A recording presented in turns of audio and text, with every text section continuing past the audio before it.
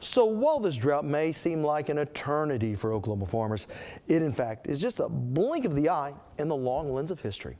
If you will, take a look at this timeline. Now, using the paleoclimate record, this shows every drought we've experienced in the last 1,000 years. Now, where the lines drop down below, those are years of drought. When it's up above, well, those are the rainy years. But I first want you to concentrate on the last 200 years.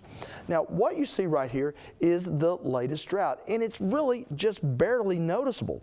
Now, moving down the timeline, you can see the even longer stretch without rain we had in the 1950s, as well as here in the 1930s, and that was the dirty years of the Dust Bowl, which not only wrecked farms across western Oklahoma, but also forced many people to leave the state.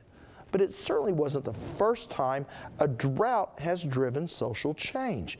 If you will, take a look at this period from the 1850s through about 1875.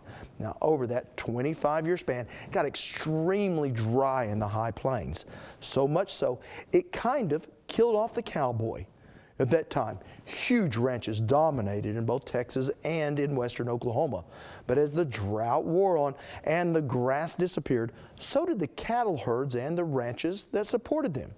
Huge tracts of land were then broken up and sold, many of which became the homesteads that prospered in the early 1900s, where we had more rain. That is, till the drought of the 1930s taught us just how dry it can get here. Now, when you go beyond just recent history, you can see just how common drought can be in this part of the world. Now, while our historical record does not go back that far, tree rings and pollen deposits, well, they just don't lie.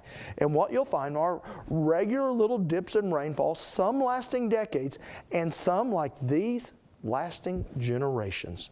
So while this latest drought is nothing to be laughed about, it's just a baby when compared to some of the stretches of dry weather that hits this part of the world on a regular basis.